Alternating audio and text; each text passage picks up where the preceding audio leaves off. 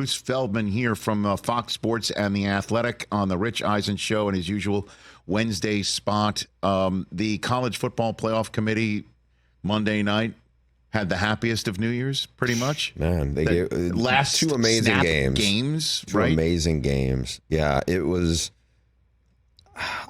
Boy, did we chop that subject matter up. Yeah, and at the end of the day, the two games were so compelling, and there was so much drama. And I think, look, I think there's a lot of fans out there who are looking at it going, okay, we don't have an SEC team in this title game, and that's probably refreshing to them. Now, I'm sure a lot of them are sick of Michigan already, but I think people are also really embracing Washington, Kalen DeBoer, Michael Penix Jr. I mean, there's some great stories there. Mm-hmm. And they're fun to watch. I think you have a styles make fight kind of game where you have just a traditional, true Big Ten brutish team, mm-hmm. and you have a really dynamic, again, we're of the same era, but it was like, when you were younger, seeing like, I think Warren Moon play in a Rose Bowl, and it was like, this is a Pac-10 team against the Big Ten team, and it feels kind of similar, except now that they've had one more big step to get to this game. It's funny you say Warren Moon. He was in a row behind me at the Rose Bowl, and he was wearing his Washington Huskies gear to the game, and I'm like, yeah, we almost played each other today here in the Rose Bowl, which would have been obviously as fitting as it gets of the last true Rose Bowl game between a Big Ten team and a Pac-10/12 team. Or maybe it's the Big Ten title game for next year. That's what it is now. It's going to be. It's a conference. As a matter of fact, Michigan goes to Washington next year. Yeah, they have Texas at home at Washington next year. So either way, however that game wound up, it was going to be a rematch in next year's regular season. Well, these will be dramatically different teams by then, right? Of course. So, but. I don't know. I think it's such a compelling, like the storylines for this game going in are really fascinating. All right. And before we dig into those, normally I would just transition into that because I am curious as to what you feel about that, Bruce Feldman. But you wrote a compelling piece prior to the game that you had a handful of coaches that coached against Michigan. And all of them, to a man, said Alabama was going to win this game. I want names from you right now. I need names from you right now, and I demand the truth. I want to give you names. I will say this: I ended up. I want answers, though. Your Michigan brethren, yes, sir, devoted and loyal as they are, yes. They definitely made their voices heard on that. I actually met a bunch of folks, some in the media, some around the media. Yes. While in Pasadena, it was good. And I think a lot of people were like, "Hey, what do those coaches say now?" Well, I actually talked to a bunch of those coaches again to see. Oh, you have revisited the conversation. I have revisited the conversation. People whose names rhyme with Miano. Who would that be? Cranklin. Yeah, is a great name. Yeah. He's just gonna still go because you're a professional. I'm sorry. So you revisited these conversations. Yes, and look, there's a couple things that shine through. Now, what was interesting for me was. The skepticism was, okay, which J.J. McCarthy are we getting here? The J.J. McCarthy who looked great in the beginning of the year when the competition wasn't very good, mm-hmm. Or the J.J. McCarthy that honestly was playing hobbled from the Penn State game on, and also the schedule got harder. I mean, they played really good defenses down the stretch, and I think absolutely what one of the things that Michigan folks took issue with was like, no one's giving us credit for anything. And there were a few of those coaches pointed out, well, wait a minute, this is the same time the Connor Stallion stuff came to light. All of a sudden. The reason why they didn't give credit for anything is because they were discrediting everything. That is true. That's the opposite of credit for anything is discrediting everything. Yes. And so I had asked some of the players and coaches, I was like, what now? Because at this point now. By the way, this is where I would have popcorn and I'd start eating it. So what did they say? What did these coaches say? No, I think there is respect for them now. I think there absolutely is. I think one thing that to me came through because it wasn't just the Michigan story that was this. So I did 4 of these stories where I talked to coaches who played them. The next day was the Alabama one. And it wasn't all SEC coaches because some of the coaches came from non-conference games they played. But there seemed to be a lot more respect. There was a lot more respect for Alabama than there was for Michigan. And and we talked about this a couple weeks ago on the show, I think some of that is because of the undertow in the Big Ten of the animosity towards Michigan, especially towards Jim Harbaugh, as opposed to there's a lot more respect. And look, Nick Saban's won a lot of national titles. And on top of this, Michigan, the last 2 times in the playoff, they were not getting the benefit of the doubt either. Let's not throw that away. I mean, they got whipped by Georgia. Now, it wasn't JJ was a quarterback. It was Cade McNamara. And then last year, they stubbed their toe against a TCU team that they should have beaten, right? And so I think they had that going in. What I thought, and look, again, I'm going to toot my own horn on this because I got enough, You said Michigan. I said Michigan was going to win in the preseason. I said they were going to win the national title, and I said that they were going to beat Alabama. What I came back to was something this is not as good as the secondary was of Alabama, and it's elite. The front guys are not what they typically have. There's no Quinnen Williams there. It just wasn't the same level of guys, and that's what Michigan was going to be dealing with. It's not like, the 2 great corners and Caleb Downs were going up against Michael Penix, who were going to throw it all over the yard. Michigan wanted it to be a street fight, and I think they matched up actually really well against Alabama. And if you did it, was Blake Corum and Donovan Edwards as good this year as they were last year? Statistically, no, they weren't. And the coaches thought they were just, they're both coming off injuries. They didn't look the same. The Roman Wilson was the best they had, but it wasn't like they were looking at Washington's receivers or even Texas receivers. But to me, I think a lot of people saw Alabama beat Georgia. They didn't see Alabama almost lose to a bad Auburn team. And so I think they had that in their heads. And so one of the things I asked a bunch of the coaches both Monday night and yesterday morning was, how much do you think it was Michigan or Alabama got overrated or overestimated because it's Alabama, whereas Michigan has been undervalued because it's Michigan?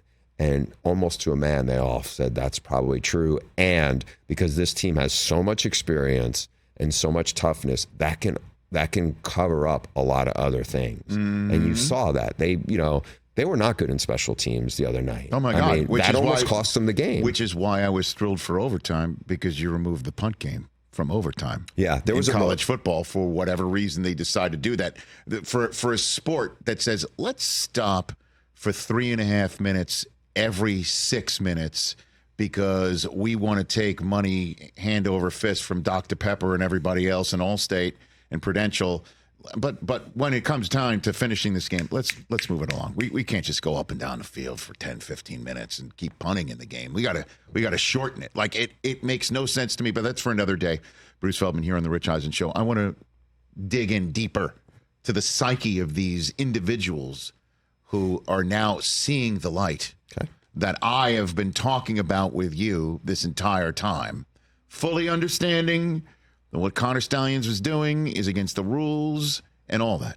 And I understand I am shorthanding the cheating. Okay, I get it.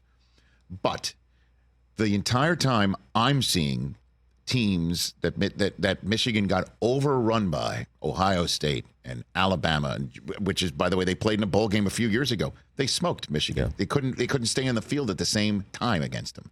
A Michigan team that night against Georgia, you could just see them warming up. You could just see on the hoof, to use a scouting phrase. They didn't have the horses to go against them. This now is a team that out-physicaled Alabama. Understand that it was a down year. You want to put it whatever you would say, down year.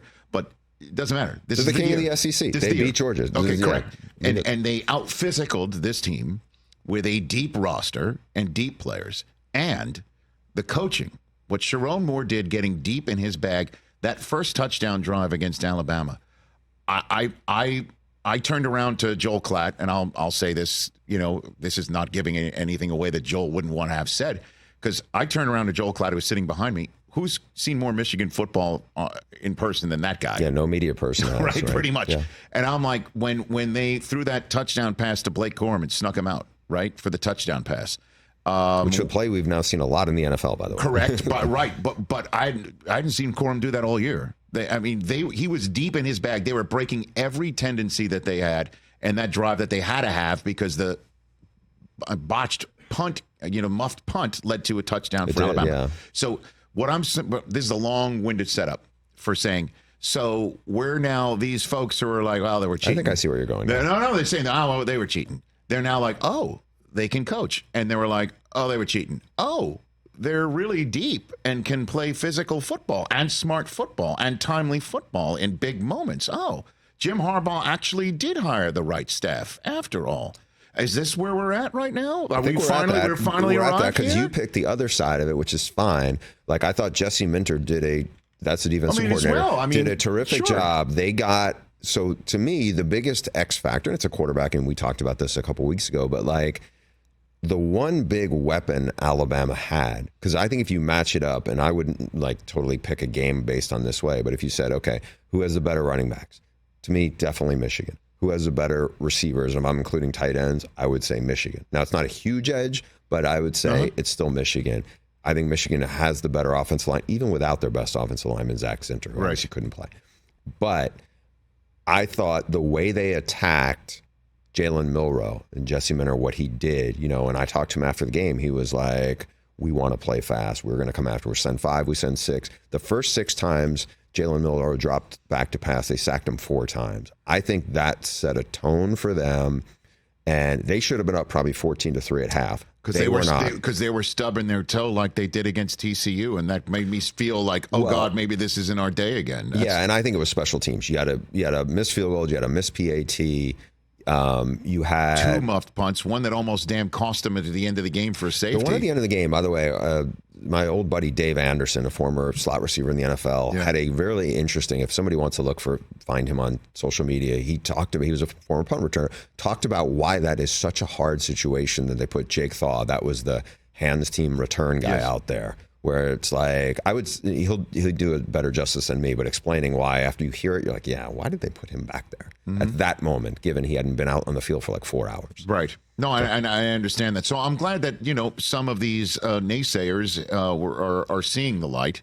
And then just one last point of fact that I need to have cleared up. Is it true that the former Michigan assistant that Alabama hired is no longer on their staff right now? Did they tell him we're done? I don't know if he's done there. As I heard, he's done. No, I don't know if he's done there. Okay. But we'll see. So just stick him around because I'm sure maybe he can go coach for Washington. There's a couple more days left here. Honestly, I have the scars of the last several weeks, and the fact that people thought it's got to be the cheating.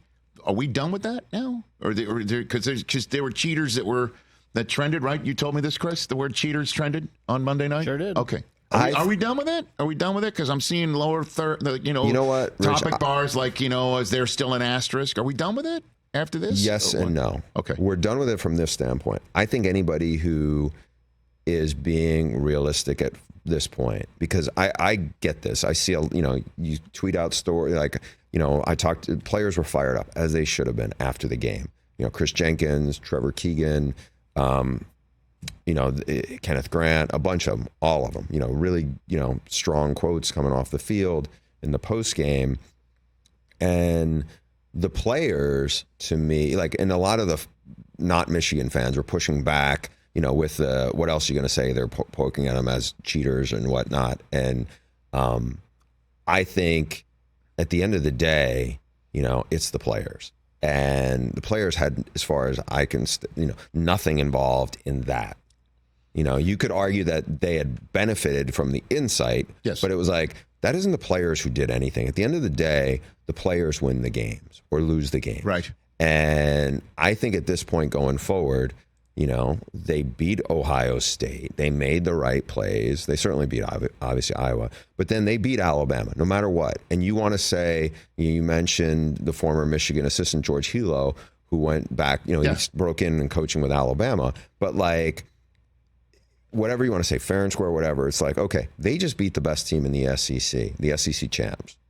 They beat them, and it was like nothing fluky about it or whatever. They held Alabama, went back and looked, to 288 yards. It was the fewest yards Alabama's put up in a game in 7 years, right? So good on the players, good on just, that staff. I think on that regard, if you're being honest, this is the game. It's like them against Washington, right? They beat teams without Jim Harbaugh down the stretch, who were the best teams they played. And then when Harbaugh came back, they beat those teams who were having to prepare for him. The only reason why I would say it's not done is because the NCAA will still have some form of justice, on the back end of it, But are we done about it?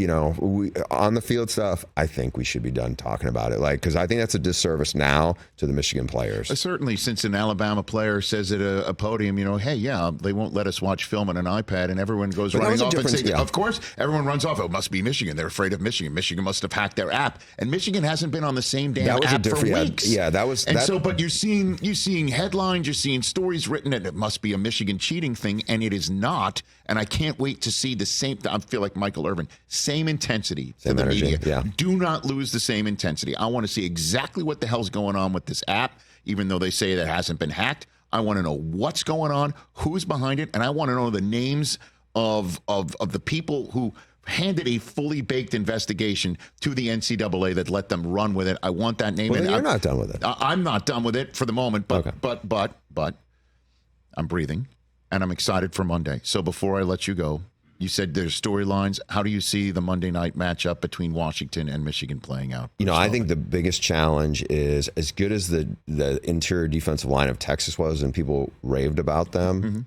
they had no sacks. Now, Michael Penix did a really good job of aiding some pressure when he did. They couldn't get to him. He's amazing. He is amazing. And, I saw you play the video, the audio with Charles and earlier about his pro draft process. He's going to be a really fascinating subject for the NFL, not just because of the injury history from a lot of levels on this. They have 3 elite receivers. Now, their running back, Dylan Johnson, got hurt at the end of the game. We'll see what kind of... why were they kneeling the football, man? They handed it off. Conversation for another day. Okay. But I just think question's going to be, can Michigan get to them? Because they got to Milroe. Now, Alabama was more... Their offensive line is not as buttoned up as what Washington is. That's a really underrated group. They don't get, they won the Joe Moore Award, but they don't get enough credit nationally because people talk about Penix, which they should. People talk about the 3-star receivers, which they should. But the offensive line is really good. I think this is such a fun battle because both teams, these are the 2 most mentally tough teams in college football. Not coincidentally that they're playing for the title. Love it. Because Kalen DeBoer is super cool. And he's authentic, and he has great poise and presence, and the players respond to it. They've been through a lot. They win every close game. Michigan's team has all this adversity, and they're just you can't knock them off. They wobble and they keep going. And so, I picked Michigan to win the national title. I'm not going to back off at that at this point.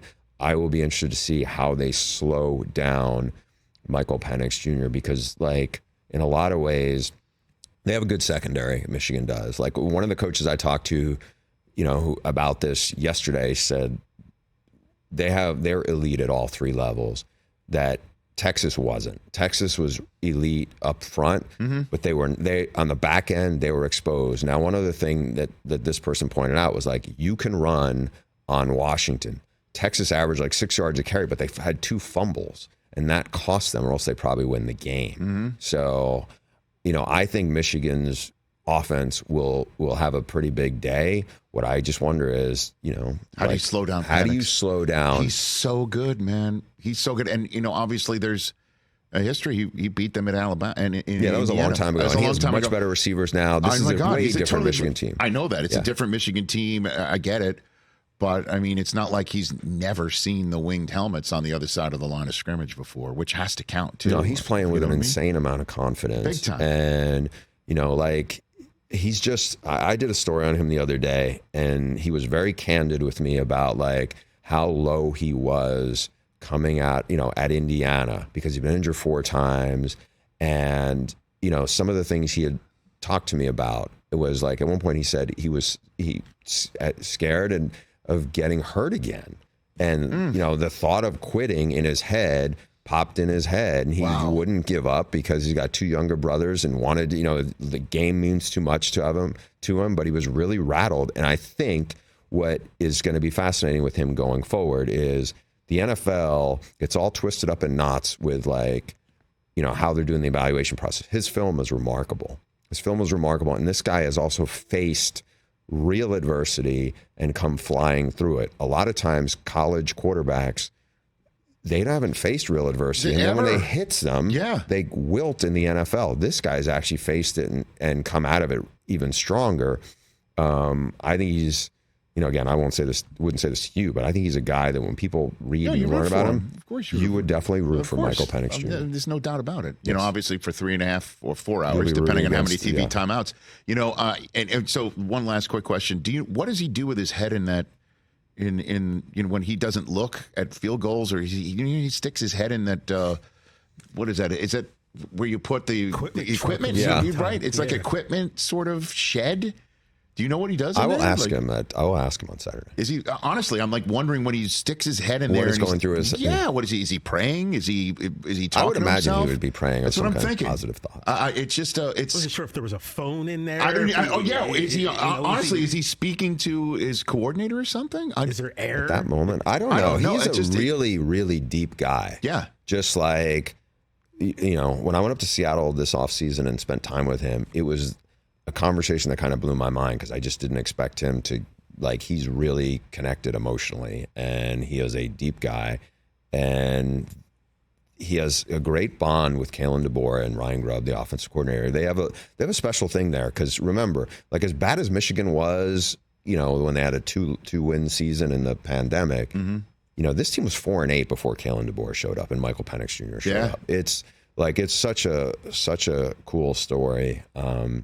I can't wait to get to Houston. It's going to be a lot of fun, no doubt about it. And obviously, this is going to be a Big Ten matchup from now on, which is kind of crazy. And thanks for coming on. Really appreciate it. Book the tickets. You should go. All right, thank you very much. He's the angel on my shoulder. That's Bruce Feldman right here on the Rich Eisen. He didn't give me names. He didn't give me names at all. Catch the Rich Eisen Show every single day on the Roku channel, 12 to 3 Eastern, for free.